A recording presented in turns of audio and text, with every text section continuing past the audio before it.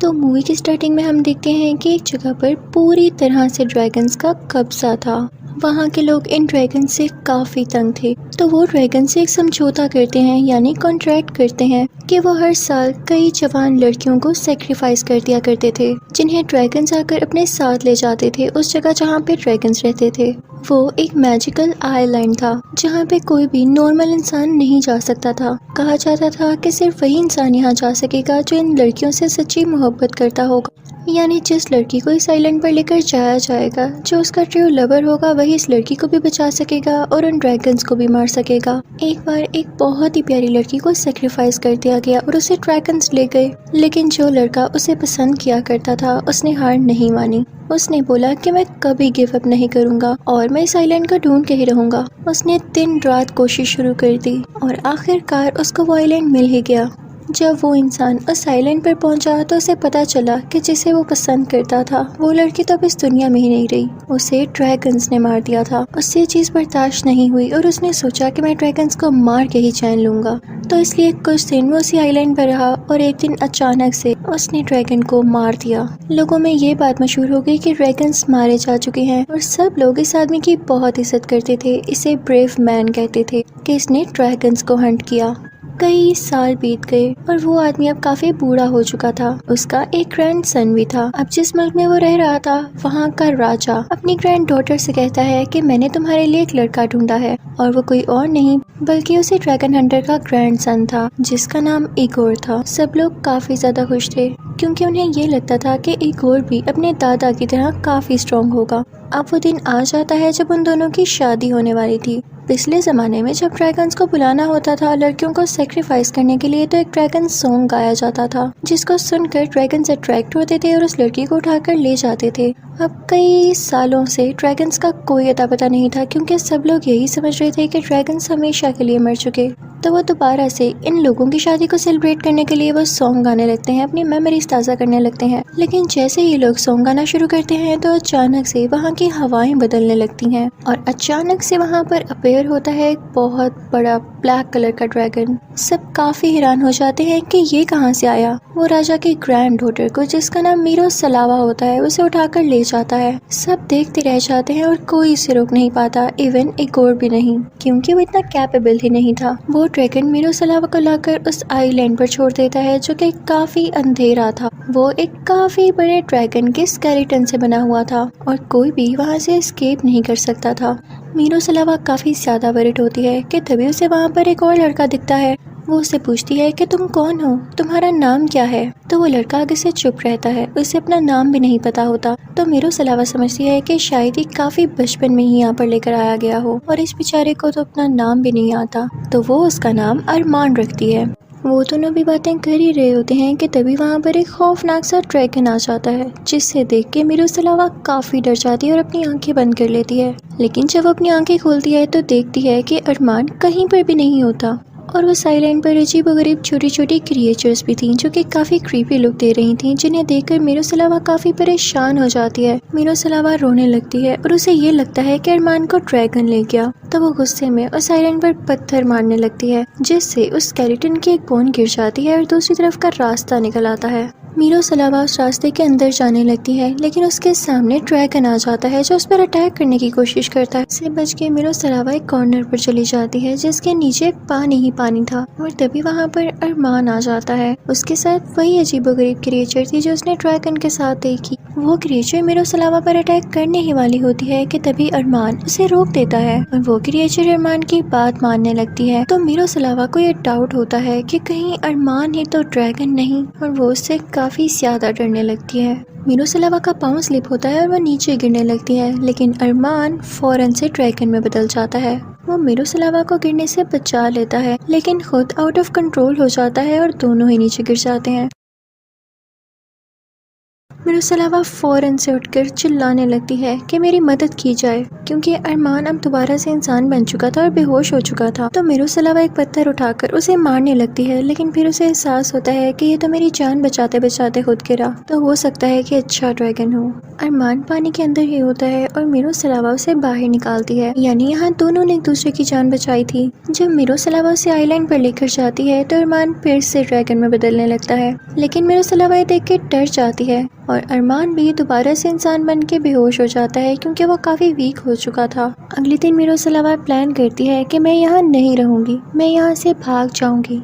लेकिन उस दिन काफी ज्यादा स्टॉर्म आता है, तूफान आता है, तो मिरुसलावा वहाँ से भाग नहीं पाती। फिर रात हो जाती है और वो सो रही होती है। उसने अरमान के जिस्म पर जो जो जख्म थे यानी वाउंड्स थे उनको ठीक किया था कुछ हर्ब्स लगा के। उस रात मिरुसलावा को एक ख्वाब आता है कि एक और उसे बचाने आया है और वो दोनों गले से लग जाते हैं, क्योंकि मिरुसलावा सच में वापस जाना चाहती थी। लेकिन ये क्या, जब उसकी आंख खुलती है तो उधर एक और की जगह अरमान होता है और वो उससे कहता है कि इजी रहो, तुम मेरे साथ सेफ हो।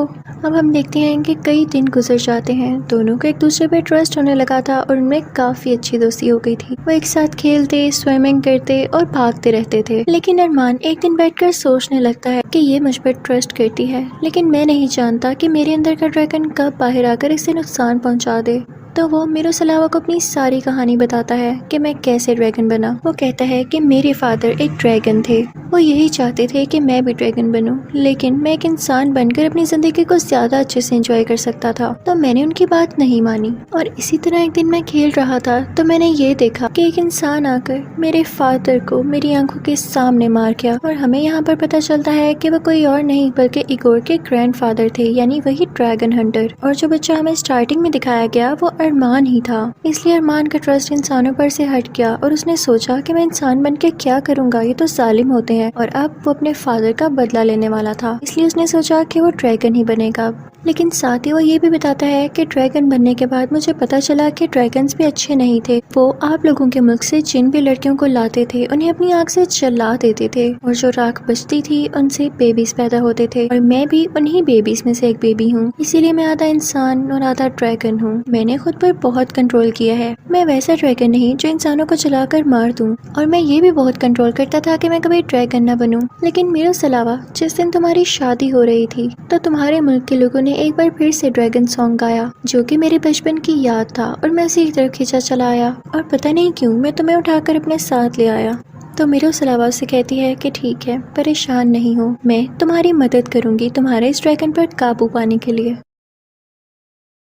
अरमान उससे पूछता है कि क्या तुम्हें लगता है कि तुम्हें कोई बचाने यहाँ पर आने वाला है कभी? तो मिरुसलावा कहती है कि हाँ, मैं अपने मंगेतर का इंतजार कर रही हूँ। हम दोनों एक दूसरे से बहुत प्यार करते हैं और देखना वो मुझे लेने जरूर आएगा। ये सुनकर अरमान की ऐसी शक्ल बनती है और वो मिरुसलावा की तरफ ऐसे देखता है जैसे वो जेलस हो रहा हो, क्योंकि कहीं ना कहीं उसे मिरुसलावा अच्छी जो लगने लगी थी। और मिरुसलावा भी दोबारा इस आइलैंड से क्यों नहीं भागी, क्योंकि उसे अरमान में अच्छाई दिखने लगी थी। वो दोनों दोस्त बन चुके थे। एक दिन मिरुसलावा बैठे बैठे सोच रही होती है कि जो भी हो मुझे यहाँ से निकलना ही होगा। मैं अरमान को ऐसी शो कराऊंगी जैसे ही मुझे अच्छा लगने लगा है, और एक दिन मौका पाकर यहाँ से भाग जाऊंगी ताकि अरमान को यकीन ही ना हो कि मैं कभी यहाँ से भाग सकती हूँ और वो मुझ पे कम नजर रखे। लेकिन ऐसा नहीं होता, क्योंकि इतने ज्यादा दिन गुजर जाने के बाद वो दोनों सच में एक दूसरे को पसंद करने लगते हैं और मिरुसलावा को लेने के लिए एक और भी नहीं आता। लेकिन एक रात मिरुसलावा को ख्वाब आता है कि अरमान एक खतरनाक ड्रैगन में बदल गया है और वो उसे मारने की कोशिश कर रहा है। लेकिन जब उसकी आंख खुलती है तो अरमान उसके सामने होता है, जो कि उसे सिर्फ जगा रहा था। मिरुसलावा उससे काफी डर जाती है, लेकिन उसे नहीं बताती कि वो उससे डर रही है या वो अब उसके साथ वाकई नहीं रहना चाहती। मिरुसलावा फिर से सोचने लगती है कि जैसे इसकी नजर इधर उधर हो तो मैं यहाँ से भाग जाऊंगी। और एक दिन वो यही प्लानिंग कर रही होती है, लेकिन अरमान को इसके बारे में नहीं पता होता। वो उसके पास कुछ फूल लेकर आता है उसे सच में बताने के लिए कि मैं अब एक अच्छा इंसान बनूंगा, मैं ड्रैगन नहीं बना करूंगा। और ये कि वो उसे पसंद करने लगा था। लेकिन जब उसे पता चलता है कि मिरुसलावा तो वापस जाना चाहती है और वो अरमान पर यकीन ही नहीं कर रही, तो उसका काफी दिल टूटता है। तो वो मिरुसलावा से कहता है कि जो मर्जी करो, तुम जाना चाहती थी ना, जाओ।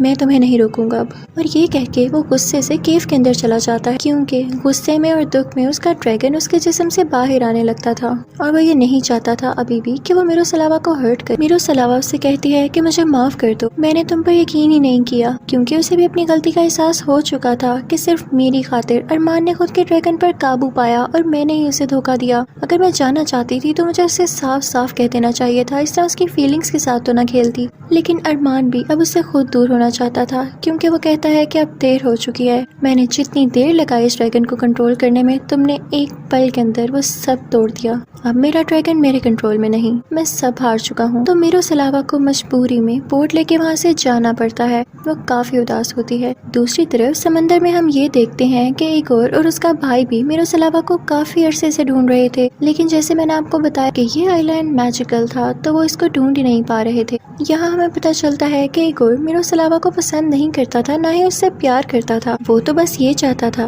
कि राजा की ग्रैंड डॉटर से उसकी शादी हो जाए। वो काफी डरपोक था। वो अपने भाई से कहता है कि भाई मुझे डर लग रहा है, वापस चलते हैं। और उसकी बातों से ये भी लग रहा था कि मिरोस्लावा मरे या जिए उसे क्या परवाह।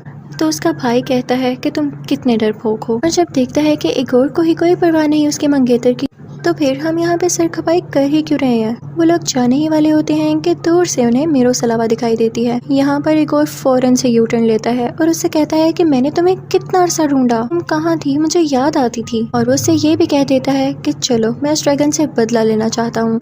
मिरोस्लावा अभी भी दिल से ये नहीं चाहती थी कि ड्रैगन को कुछ हो, तो वो उनसे कहती है कि ड्रैगन अब उस आइलैंड पर नहीं रहता, वो मर चुका है, तुम लोग बस पैलेस चलो। और फिर सब वो लोग महल चले जाते हैं। वहाँ पर हम देखते हैं कि मिरोस्लावा और इगोर की शादी का इवेंट दोबारा से रखा जाता है और सब काफी ज्यादा खुश थे कि मिरोस्लावा लौट आई थी। यहाँ पर शादी की सब रस्में शुरू होती हैं। मिरोस्लावा को पानी में एक बोट पर लिटाया हुआ था और ऊपर से सब उस पर फूल फेंक रहे थे। लेकिन जब मिरोस्लावा ये रस्में कर रही होती है तो हम ये अच्छी तरह से नोटिस कर पाते हैं कि उसकी आंखों में आंसू होते हैं, यानी वो दिल से इस शादी से सेटिस्फाई नहीं थी। उसे वो ड्रैगन यानी अरमान अभी भी याद आ रहा था। दूसरी तरफ आइलैंड में हम ये देखते हैं कि अरमान पूरी तरह से टूट चुका था। वो उस आइलैंड से पानी के अंदर जंप लगा देता है और साथ ही उसके हाथ में वो म्यूजिक बजाने वाला छोटू सा इंस्ट्रूमेंट भी था, जिसे गिरते गिरते वो बचाने लगता है और मिरोस्लावा को याद करने लगता है। दूसरी तरफ मिरोस्लावा के दिल को भी सुकून नहीं आ रहा होता, तो वो चिल्लाने लगती है कि नहीं, मैं गलत कर रही हूँ, रोको ये सब, मैं इगोर को पसंद नहीं करती, मुझे वो ड्रैगन चाहिए, मैं उसके बगैर नहीं रह सकती।